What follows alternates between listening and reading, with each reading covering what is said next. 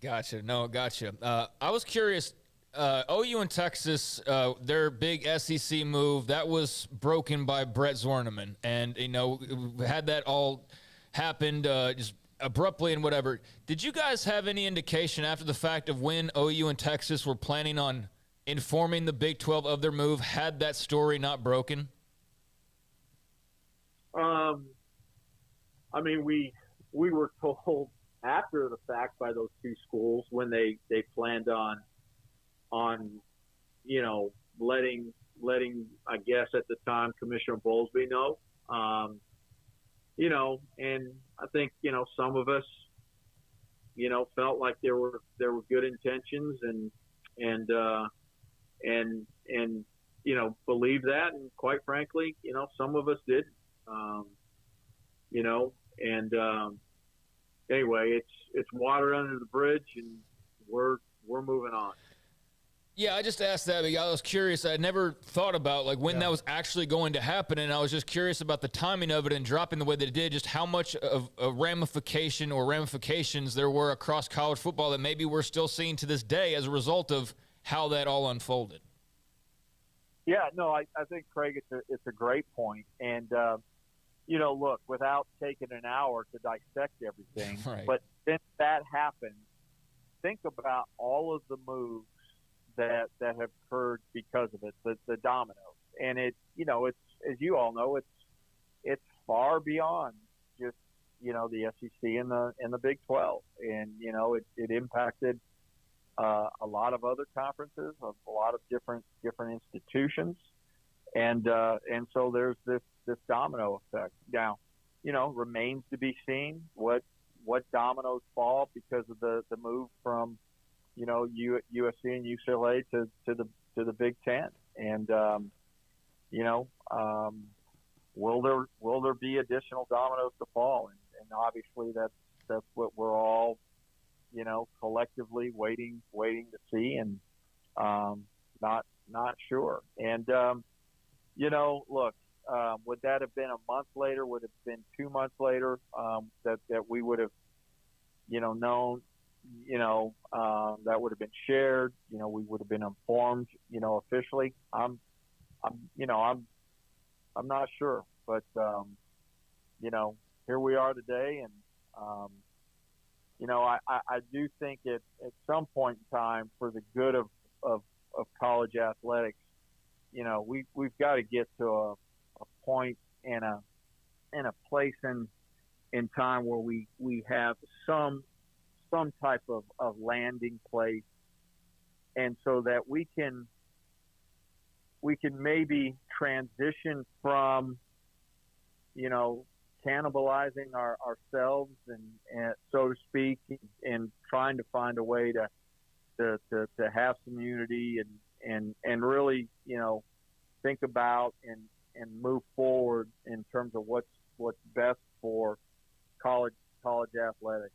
And I know that the transformation committee is working on that, but you have to have willing participants. You have to have people and conferences that are collegial with one another. And I think it's been a difficult time, and people can say, well, it's just the nature of the business and and reality. And I don't disagree with any of that. And we're in the midst, quite frankly, again, Big 12 in the midst of looking how we fortify ourselves. But sometime here in the future, I'm hoping we get to a place where, all right, things are settled, and now we can all move forward, and here's what the next 5 to 10 years look like. Mack, one more thing about that. As far as Texas and OU, the grant of rights, of course, we know goes for another 2 or 3 seasons. But without getting complicated and asking you to dig too deep, you hear about the grant of rights, you hear about exit fees, you hear about the 99-year agreement that everybody has for this and that. So in the end, if Texas and Oklahoma were to leave a year or two before the end of the grant of rights, do you know how much that would be as far as how much they pay? Has that been discussed among meetings you have? Yeah, no, it's I mean, you can sit here and try to project and all of that, but that would be what I would term a negotiated settlement. Look, it's pretty clear in terms of the exit fees and what that number is, and then how do you navigate the grant of rights? What's that value? If you leave prior to its expiration, and so that would be part of the settlement if you agreed and were willing to have those discussions, conversations. Mack Rhoades, Director of Athletics at Baylor on 365 Sports. Mack, going back a couple of comments ago, you mentioned about finding a landing spot for everything, or a place where you can kind of look forward and stop cannibalizing each other. Would it be productive for the conferences to get together and, at least, especially for college football, everybody kind of state what they believe their end game to be for making this better? Because right now it appears that nobody really knows what that is, and if you're a Kevin Warner, Greg Sankey, nobody's really saying it out loud as what they want this to end up being when the end of all this reshuffling is over. Yeah, I mean, I do, and and I hope and look, and I, maybe I'm naive, but at some point in time, the five can certainly, have that discussion, have that conversation.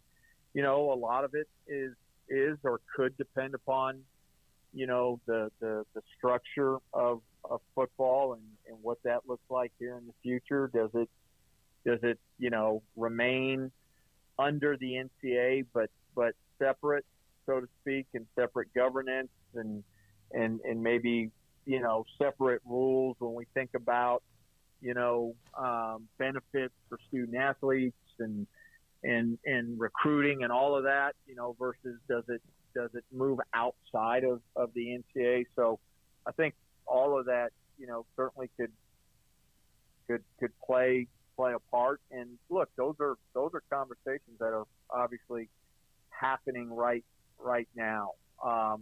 Is it really good for us? Is it really good for college football, to have one super league of 32? And you guys probably know better than me. You answer that question. I mean, I look at it and say, hey, college football is a huge part of the American fabric, and Saturdays are special in this country because of college football. And now all of a sudden you go from a lot of games mattering to maybe 16 mattering. I don't know, but that's the conversation that that I think we're having, but we probably need to go deeper and really think about, the leaders in this space really think about what do we want this thing to look like in the next 10 to 20 years, and where's the tipping point, in regards to self-preservation versus what's good for everyone. And I think we're gonna, I think we're on that journey, and we're gonna have to find that tipping point sooner rather than later.